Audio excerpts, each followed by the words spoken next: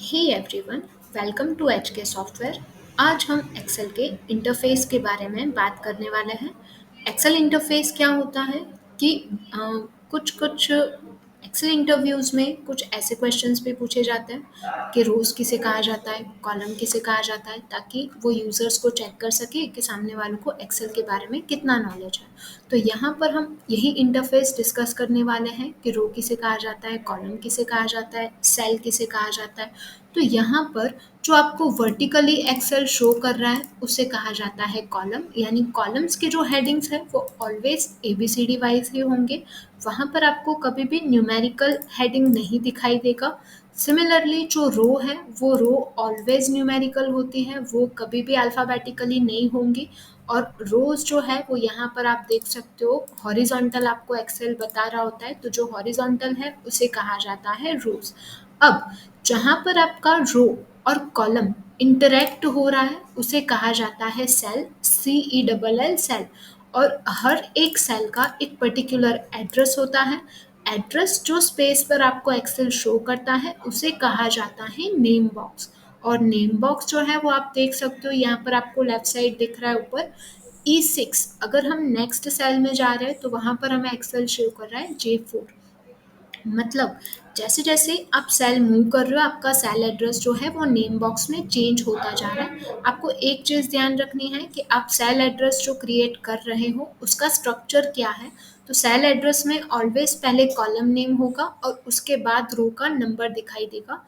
आप जो जो नंबर पर आप शिफ्ट हो रहे हो वो नंबर पर आप देख सकते हो, यहाँ पर आपको सेल का जो एड्रेस है वो नेम बॉक्स में चेंज होता हुआ दिखाई देगा। सिमिलरली है फॉर्मूला बार। फॉर्मूला बार में एक्सेल हमें ये बताता है कि एक पर्टिकुलर फॉर्मूला में सेल जो है वो फॉर्मूला कंटेन कर रहा है या वैल्यू कंटेन कर रहा है, उसके लिए फॉर्मूला बार यूज होगा। ऊपर आपको डिफरेंट डिफरेंट टैब्स दिखाई देंगे, जैसे कि फाइल टैब हो गया, होम टैब हो गया, इंसर्ट टैब हो गया, पेज लेआउट टैब हो गया। ईच टैब्स के अपने ही कुछ ग्रुप हैं, जैसे कि clipboard group, font group, alignment group, number group हो गया, स्टाइल्स ग्रुप हो गया, सेल्स ग्रुप हो गया।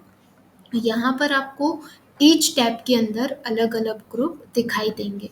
सिमिलरली ईच ग्रुप के कुछ अपने ऑप्शंस हैं, जैसे कि क्लिपबोर्ड ग्रुप का कट ऑप्शन, क्लिपबोर्ड ग्रुप का कॉपी ऑप्शन, क्लिपबोर्ड ग्रुप का फॉर्मेट पेंटर ऑप्शंस। तो यहाँ पर जो आपको ऑप्शंस दिए जाते हैं उसको हम ये आइकॉन्स को ऑप्शंस की तरह आइडेंटिफाई करेंगे। तो हमें किसी ऑप्शन को अगर डिस्क्राइब करना है तो हम ऐसे डिस्क्राइब करेंगे कि होम टैब में फॉन्ट ग्रुप में बोल्ड ऑप्शंस। तो आप ऐसे किसी ऑप्शन को या किसी क्राइटेरिया या किसी पर्टिकुलर स्पेस को एक्सेल में ऐसे आप डिफाइन कर सकते हो। अब हम यहाँ पर ये जानेंगे कि एक्सेल में टोटल नंबर ऑफ कॉलम्स कितनी होती है। एक पर्टिकुलर वर्कशीट में यानी वर्कबुक में आपको एक्सेल कितनी वर्कशीट्स अलाउ करता है इंसर्ट करने के लिए। जैसे कि अगर आप ये प्लस साइन पर क्लिक करोगे तो आप नई वर्कशीट जो है वो उसमें ऐड कर सकते हो। तो पहले यहाँ पर हम ये जानेंगे कि एक सिंगल वर्कशीट और वर्कबुक में क्या डिफरेंस है। तो वर्कबुक मतलब आप एग्जाम्पल नॉर्मली समझोगे तो जब हम एक बुक देखते हैं तो एक पूरी बुक जो है और उसमें नंबर ऑफ पेजेस जो है, तो नंबर ऑफ पेजेस जो है वो हमारे लिए हुए वर्कशीट और पूरी बुक का मतलब हुआ वर्कबुक। तो यहाँ पर एक्सेल एक सिंगल वर्कबुक में हमें टोटल 255 शीट्स इंसर्ट करने की परमिशन देता है। इसके अलावा टोटल नंबर ऑफ कॉलम्स की बात करें तो एक्सेल में टोटल 10,48,576 नंबर ऑफ कॉलम्स होती है। और अगर हम टोटल नंबर ऑफ रोज की बात करें तो एक्सेल में टोटल 16,384 टोटल नंबर ऑफ रोज होती है। तो ये सारे क्वेश्चंस हमें इंटरव्यू में पूछे जाते हैं कि टोटल नंबर ऑफ कॉलम्स कितना होता है, टोटल नंबर ऑफ कॉलम्स कितना होता है या रोज कितना होता है।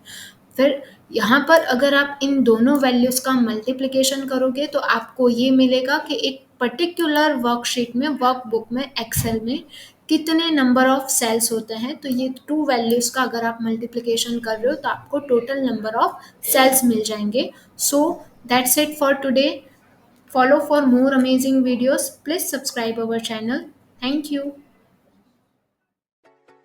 Thanks for watching. Drop a like, leave a comment, and don't forget to subscribe.